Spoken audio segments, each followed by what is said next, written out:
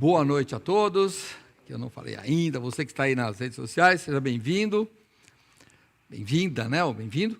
Vamos estudar a palavra do Senhor, que é o que nós estamos fazendo antes. Estamos estudando Atos dos Apóstolos, capítulo 13, se você tem uma Bíblia pode abrir, senão eu vou ler todos os versículos aqui que eu mencionar. Hoje nós vamos ler a partir do verso 42 e vamos tentar terminar hoje este capítulo 13, tá bom? Vamos lá. Atos capítulo 13, verso 42, diz assim: E saídos os judeus da sinagoga, os gentios rogaram que no sábado seguinte lhes fossem ditas as mesmas coisas. E despedida a sinagoga, muitos dos judeus e dos prosélitos religiosos seguiram Paulo e Barnabé, os quais, falando-lhes, os exortavam a que permanecessem na graça de Deus. E no sábado seguinte ajuntou-se quase toda a cidade para ouvir a palavra de Deus. Então os judeus, vendo a multidão, encheram-se de inveja e contradiziam o que Paulo falava, contradizendo e blasfemando. Mas Paulo e Barnabé, usando de ousadia, disseram: Era mister que a vós se vos pregasse primeiro a palavra de Deus, mas visto que a rejeitais e não vos julgais dignos da vida eterna, eis que nos voltamos para os gentios, porque o Senhor assim nos mandou. Eu te pus para a luz dos gentios, a fim de que sejas para a salvação até os confins da terra. E os gentios, ouvindo isto, alegraram-se e glorificaram a palavra do Senhor, e creram todos quanto estavam ordenados para a vida eterna. E a palavra do Senhor se divulgava por toda aquela província, mas os judeus incitaram algumas mulheres religiosas e honestas e os principais da cidade, e levantaram perseguição contra Paulo e Barnabé, e os lançaram fora dos seus termos. Sacudindo, porém, contra eles o pó dos seus pés, partiram para Icônio, e os discípulos estavam cheios de alegria e do Espírito Santo. Até aqui. Senhor nosso Deus, obrigado, Pai, por esta noite. Pedimos ao Pai que nos abençoe no estudo da Tua palavra. Nós queremos aprender, Senhor Deus, e praticar aquilo que nós aprendermos, Senhor, porque queremos cada dia mais ficarmos parecidos com o Teu Filho Jesus Cristo, em nome de quem nós oramos. Amém. Vamos lá, irmãos, vamos ver onde estávamos, né? Na semana passada, nós vimos que Paulo está numa sinagoga, lá dos judeus, lá em Antioquia da Pisídia, está falando para os judeus, né, e os gentios que estavam lá frequentando, né, frequentavam aqueles tementes a Deus, como nós já vimos em estudos passados, os prosélitos, os judeus estavam ali falando. Ele chega a acusar os judeus de menosprezarem a palavra de Deus, porque menosprezam Cristo. E aí ele fala da ressurreição. E a gente sabe, como eu falei, né? A ressurreição é um assunto sempre polêmico. Foi no passado e continua sendo hoje. Mas aqui, nós vamos começar a pensar no de hoje. É isso que é só o seguinte, né? Então, o que ele diz aqui? Ó? E no sábado seguinte, verso 42. E saídos os judeus da sinagoga, os gentios rogaram que no sábado seguinte lhes fossem ditas as mesmas coisas. E despedida a sinagoga, muitos dos judeus e dos prosélitos religiosos seguiram Paulo e Barnabé. E a gente vê, esse povo aqui ficou intrigado, né? A gente fala, o que é intrigado, né? Intrigado é assim, alguém tomado de curiosidade, apreensivo, né? Isso que eles ficaram. Então eles pedem para Paulo e para Barnabé, voltem no sábado seguinte e fala as mesmas coisas. Eles queriam confirmar, eles queriam ouvir de novo, era uma novidade, de certa forma, para eles, né? Eles queriam ouvir de novo aquela mensagem. Que mensagem? Irmãos, a mensagem de esperança, a mensagem de que Jesus venceu a morte, de que esta era a história do Messias, que este era o que o Antigo Testamento falava, aquilo era o cumprimento de tudo que eles estavam estudando. Então eles ficaram extasiados com aquilo. Então, a gente imagina naquele pós-culto, né? Esses judeus e prosélitos, como diz aqui no verso 43, foram atrás de Barnabé e de Paulo e começaram a perguntar as coisas para eles. E aí, falaram, semana que vem a gente volta aqui. Você volta aqui que nós queremos ouvir vocês de novo a semana que vem. E aí, nesse verso 43, diz o quê? Quando eles perguntaram para Paulo, ficavam seguindo Paulo e Barnabé, né? Dizendo, olha, volta a semana que vem. O que eles fizeram? Paulo e Barnabé. Finalzinho do verso 43. Falando-lhes, os exortavam que permanecessem na graça de Deus. Irmãos, isso é algo muito importante. Sempre foi e hoje é importante na vida cristã. O que é permanecer na graça de Deus? Vamos entender aqui, irmãos. Permanecer na graça de Deus não é mantenha-se salvo, irmãos. Uma vez salvo, você é salvo. Não. Então, o que quer dizer isso? Vamos pensar que Barnabé tinha usado essa expressão lá em Antioquia da Síria, na Antioquia, na primeira Antioquia que ele sai. Atos capítulo 11, verso 22. O que ele diz aqui? E chegou a fama destas coisas aos ouvidos da igreja que estava em Jerusalém. E vieram Barnabé a Antioquia, é outra Antioquia, não é essa daqui que ele está na outra Antioquia.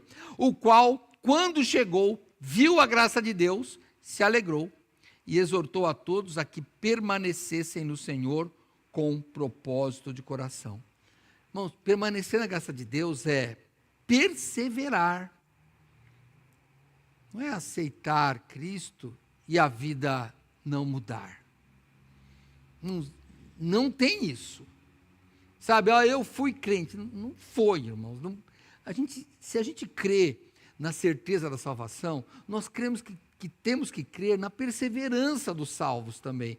Porque, irmãos, olha, como é que uma pessoa, ela tem que perseverar? Ela pode desviar? Claro que pode desviar. É por isso que Paulo e Barnabé estão aqui falando, permanece. Mas o que é esse permanecer? Eu, pesquisando aqui, eu achei que a boa definição dessa permanecer na graça de Deus é o que Pedro fala. Vamos lá para a primeira carta de Pedro. É um texto que eu gosto bastante, irmãos. Primeiro, a primeira carta de Pedro, capítulo 1, verso 13. E olha o que ele diz aqui, olha. Portanto, cingindo os lombos do vosso entendimento. Quer dizer, amarra aí, hein? Amarra o seu entendimento, sede sóbrios, e olha o que ele diz. E esperai inteiramente na graça que se vos ofereceu na revelação de Jesus Cristo. Olha que é a graça. Como que é isso? Como filhos obedientes, não se conformando com as concupiscências que antes havia em vossa ignorância. Mas como é santo aquele que vos chamou, sede vós também santos em toda a vossa maneira de viver. Porquanto está escrito, sede santo, porque eu sou santo. Irmãos, isso é permanecer na graça. Permanecer na graça é ter vida de santidade. Por isso é que nós estamos aqui, olha, já tenho 40 anos de convertido, tem gente que tem mais do que eu, muito mais aqui ainda. Por que nós estamos aqui ainda, se já somos salvos? Podia estar vivendo por aí. Porque, irmãos, nós estamos perseverando, aprendendo cada vez mais como andar na lei do Senhor. É isso que encantou aqueles gentios. É isso que depois, claro que se foi pós-culto, eles ainda falaram assim, olha, não, vocês têm que permanecer firmes. Tem que mudar, não importa as tentações que venham do mundo. É claro, irmãos, a gente cai nas tentações, elas são fortes. E o que nós temos que fazer? Perseverar. Por isso que o primeiro mandamento, irmãos, amar a Deus sobre todas as coisas, tem que ser muito importante. Você que nos acompanha aqui, você que é membro, que eu tenho falado nisso bastante, Irmãos, olha, amar a Deus sobre todas as coisas, minha vida é para Deus. Não é que Deus vive para mim, é eu que vivo para Deus. E aí sua vida muda. Porque eu vivo para Deus, meu casamento é para Deus, meus filhos são para Deus, meu trabalho é para Deus. Quando nós fazemos isso, irmão, nós estamos perseverando. É isso que ele fala, olha, persevera na graça. Voltando para Atos, capítulo 13, que é o nosso texto.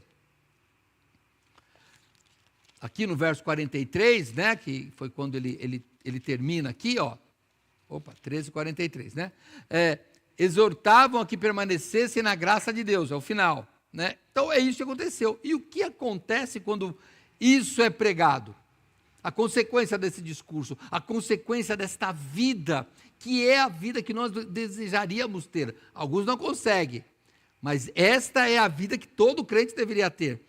Muitas conversões. Irmãos, nós temos que ser luz. Lembra de Mateus 5,16? Né? As pessoas veem as nossas obras, nós somos luz do mundo, veem as nossas obras, o que acontece? Batem palma para nós? Não, glorificam a Deus. E isso que aconteceu com Paulo. E daí? No sábado seguinte, verso 44, ajuntou-se quase toda a cidade para ouvir a palavra de Deus. Irmãos, foi muito grande. Alguns comentaristas falam que provavelmente foi um culto a céu aberto, porque não cabia na sinagoga, ou não sei, ficaram para fora, porque quase toda a cidade era uma cidade relativamente grande, não era a principal, mas era um centro importante ali da Ásia Menor. Então, as pessoas vão lá e quase enchem lá a sinagoga. Fica mais gente do que ainda estava da primeira vez. Por que quase toda a cidade? Primeiro, irmãos, que naquela época e naquela região, os eloquentes, as pessoas que falavam bem, eles tinham até profissão disso, todo mundo queria ouvir um bom discurso. Então eles queriam ouvir convincente, ainda mais nesse caso com o Espírito Santo trabalhando. E a eloquência de Paulo. E aí todo mundo queria ouvir, e a multidão veio. Agora, vamos pensar bem, irmãos, não estou criticando, nós temos que ter nossos eventos e tal, mas, olha, não houve um evento aqui.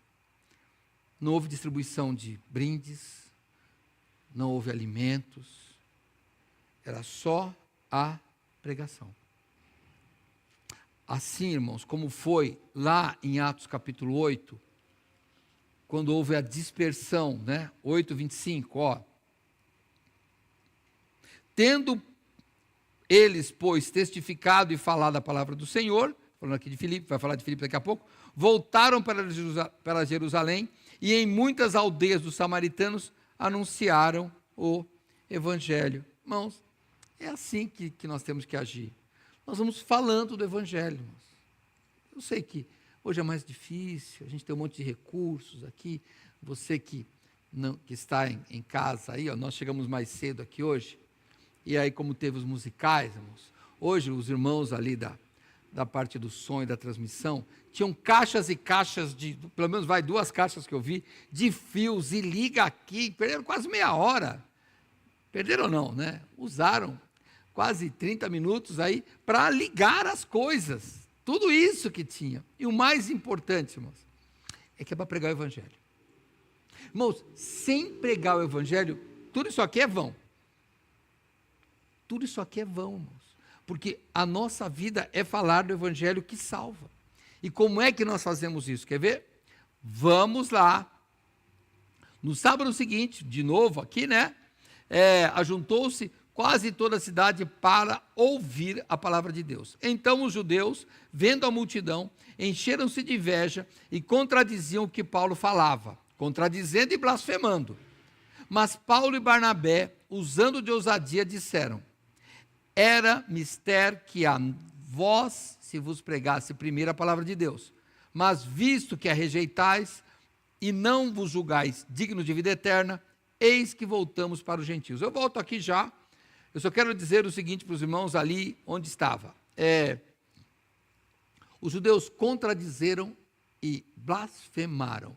Já notou que é assim? Quando a pessoa não consegue vencer você com os argumentos, eles blasfemam. Aí a Bíblia foi escrita por homens. Aí não, Jesus foi um homem como eu. Aí cada um vai fazer o quê? Tentar menosprezar a sua base. É isso que tenta fazer. E hoje, irmãos, nesse mundo de internet, você tome cuidado. Porque, olha, você pega lá, vou brincar, né? Vou brincar, irmãos. Chega lá, ó. Água com gás. Isso aqui é sem gás, hein? Faz mal, aí você pega um vídeo que fala, água com gás aumenta a pressão. Vem outro e fala, água com gás é tão ruim quanto refrigerante. Aí, irmãos, e o outro vai falar assim, água com gás é só água com gás.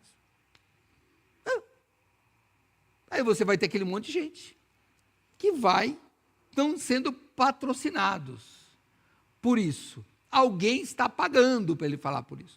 Então, quando você tem algo que você não consegue derrubar, você blasfema. Por isso que nós temos que fazer o quê? Saber manejar a palavra de Deus para vencer pela palavra os debates, como o pastor Neil fala. A gente vence pela palavra, não é blasfemando. Não querendo menosprezar ninguém, irmãos.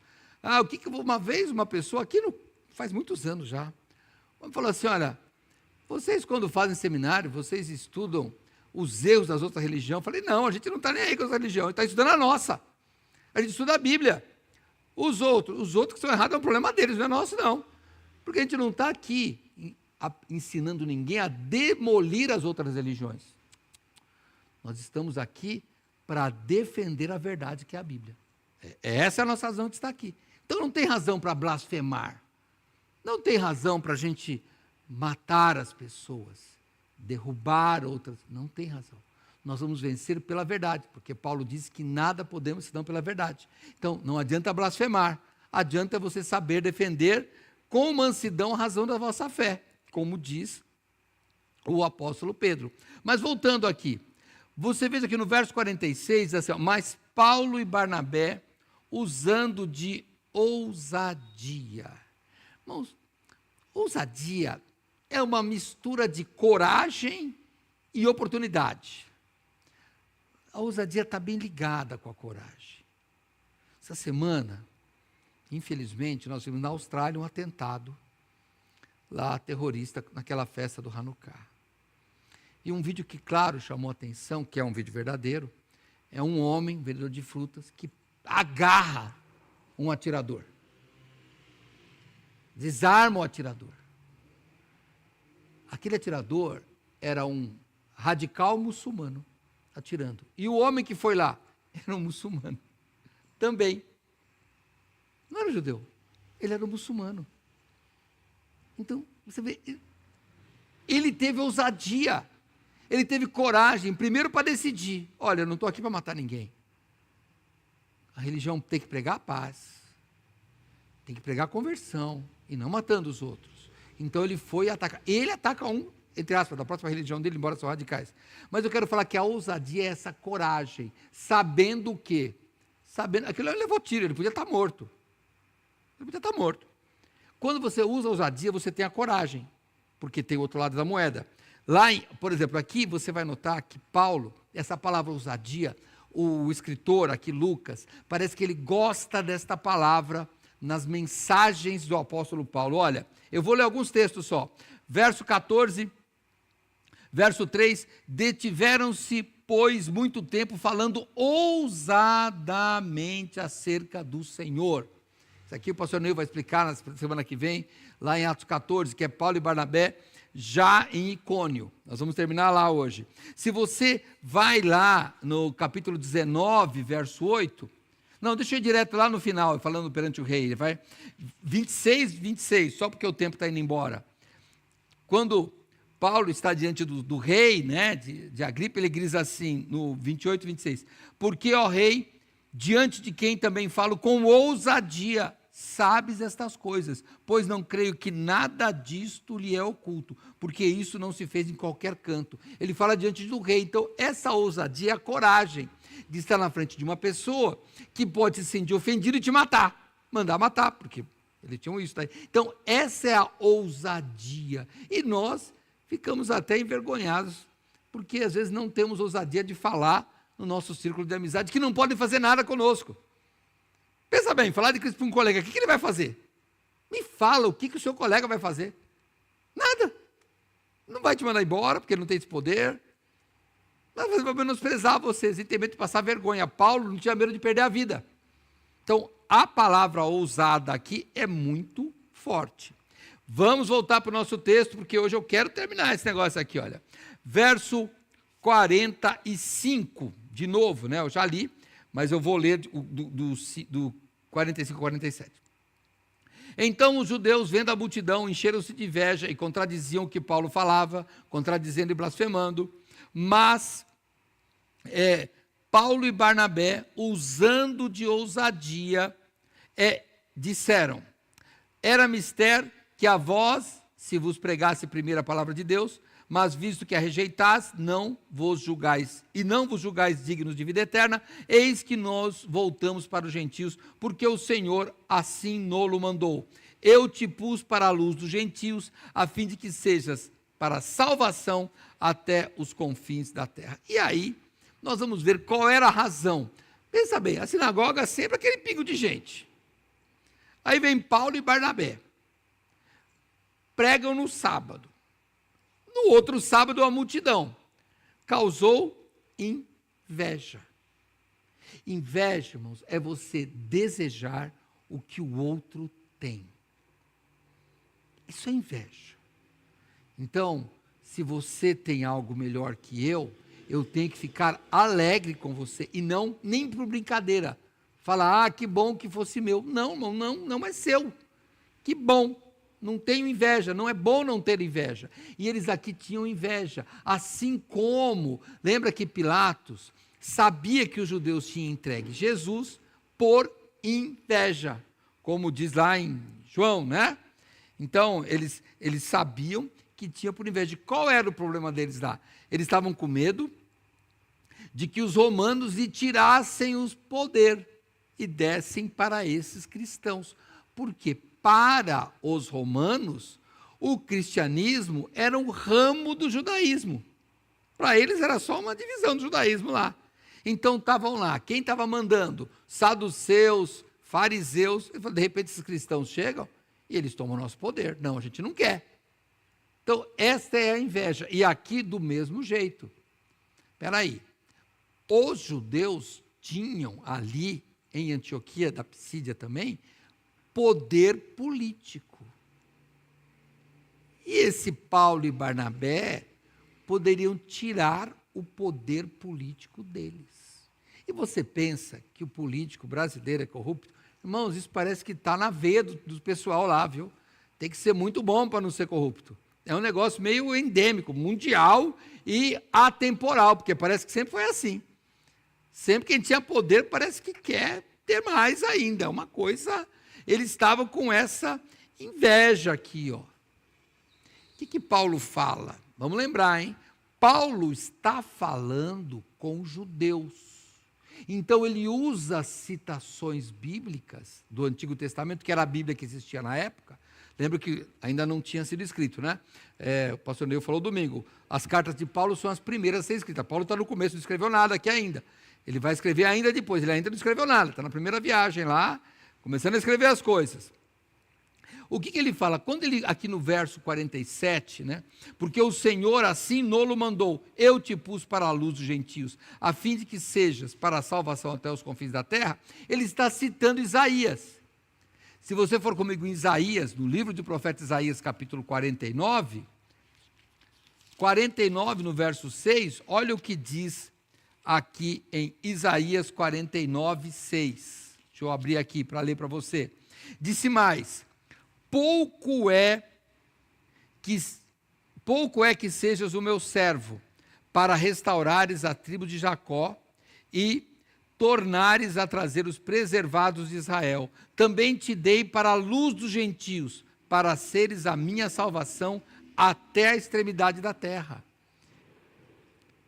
Paulo está dizendo, olha, é a mesma acusação. Vocês, judeus aí de agora, estão cumprindo o que o profeta Abacuque falou. Lembra, semana passada, volta no vídeo da semana passada que você vai ver o que ele falou. E agora ele cita que Isaías, do Antigo Testamento, já dizia que o profeta dos gentios era para chegar até a extremidade da terra.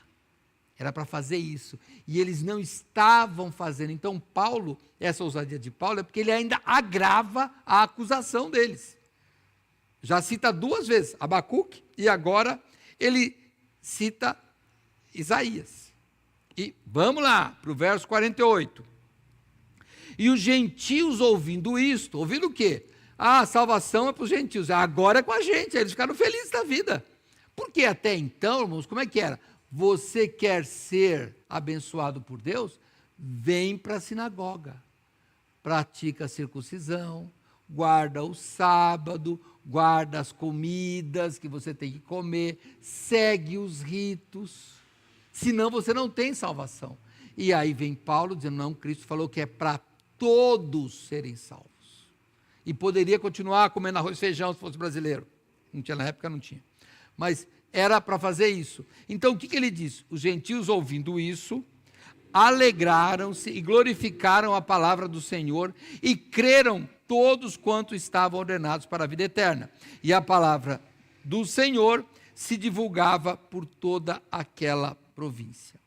Irmãos, o evangelho, quando ele se esparrama aqui no começo, irmãos, é uma coisa assim absurda o que Deus faz, né? Olha, vou só lembrar uns textos para os irmãos, tá bom? Logo no começo, né? Atos 2:41, de sorte que foram batizados o que de bom grado receberam a sua palavra, e naquele dia agregaram-se quase 3.000 almas. Atos 5:14, olha, e a multidão dos que criam no Senhor, tanto homens quanto mulheres, crescia cada vez mais. Atos 12, que nós já vimos dias atrás, né? 24, e a palavra de Deus crescia e se multiplicava. Então, irmãos, aqui nós estamos vendo que, quando ele fala aqui, ó, e a palavra do Senhor se divulgava por toda aquela província, irmãos, aquilo está se espalhando. Antioquia era relativamente um bom centro de tráfico lá. Então, a palavra do Senhor estava crescendo estrategicamente naquele lugar. E aí, o que acontece? A moeda tem dois lados. Os judeus se viram acuados, né, os judeus religiosos, políticos, se viram acuados por esse crescimento. E aí eles usam uma estratégia que funciona até hoje. Vamos lá? Verso 50.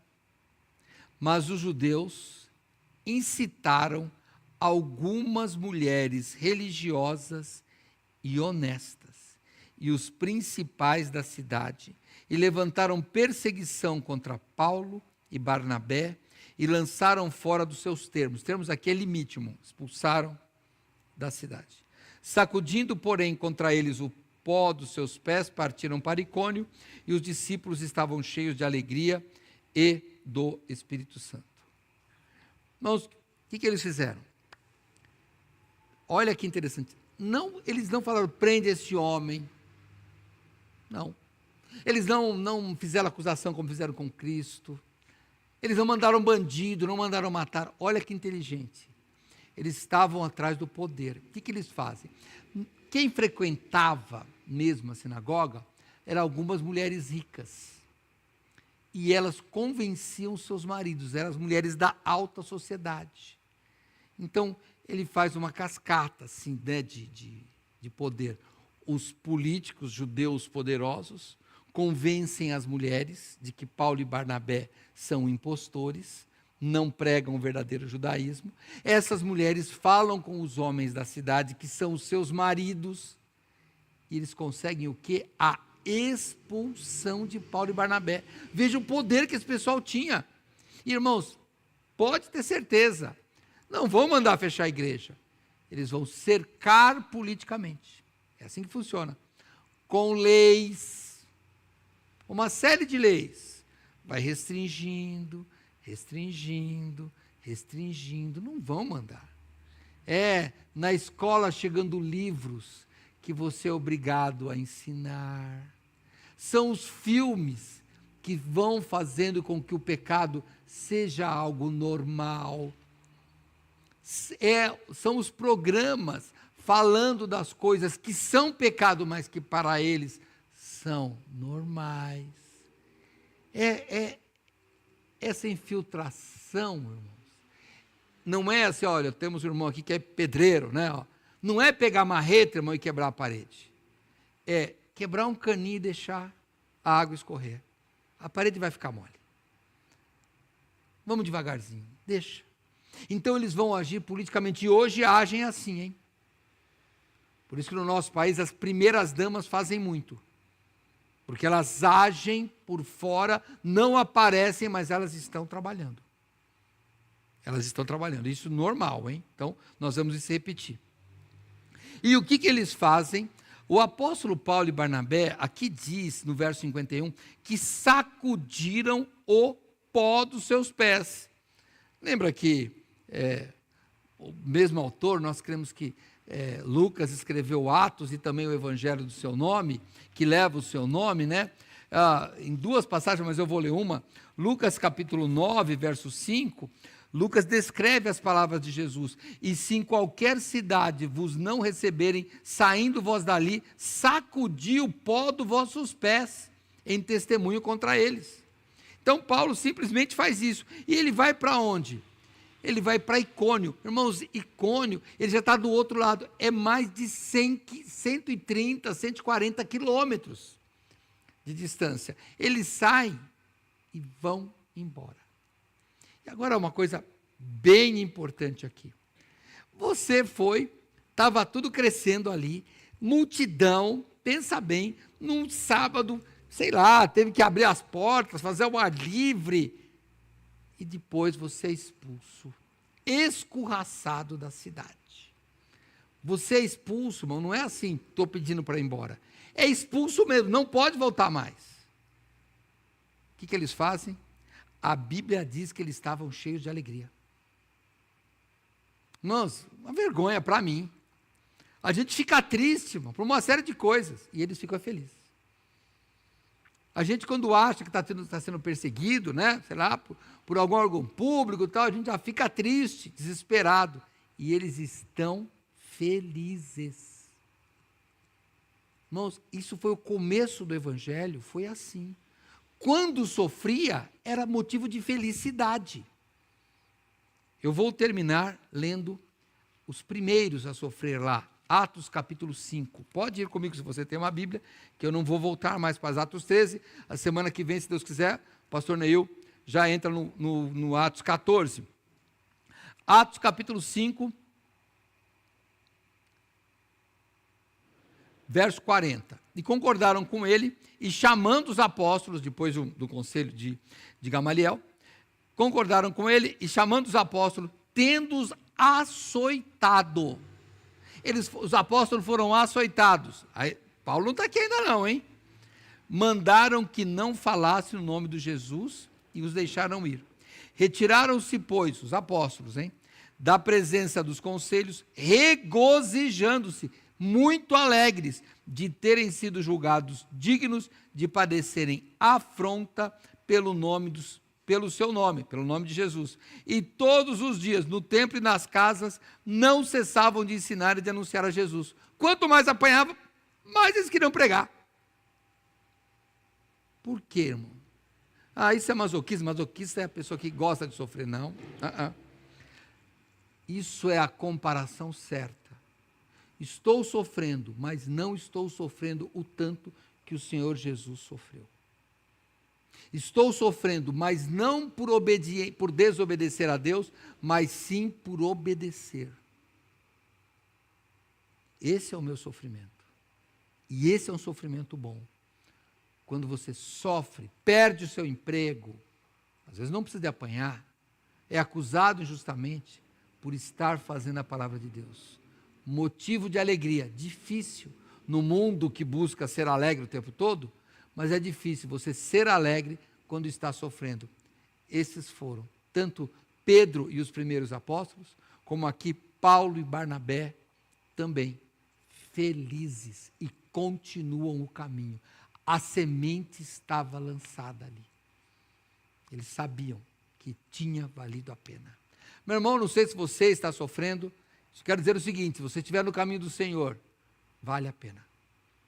Cada sofrimento vale a pena. Vamos orar? Estaremos aqui de novo, domingo, 9 horas da manhã.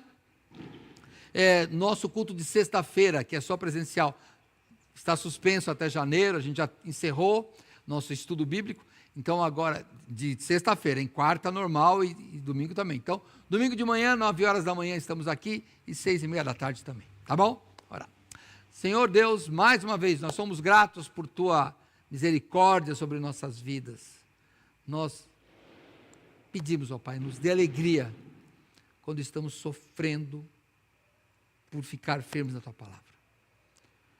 Desvia-nos, Pai, do mau caminho, nos dê perseverança, Senhor Deus, em sermos santos como o Senhor é santo. Te peço que o Senhor nos perdoe quando nós nos desviamos. Nós oramos em nome de Jesus. Amém. Encerrando essa transmissão, até domingo, 9 horas da manhã, e para os irmãos que estão aqui, boa noite. Deus abençoe.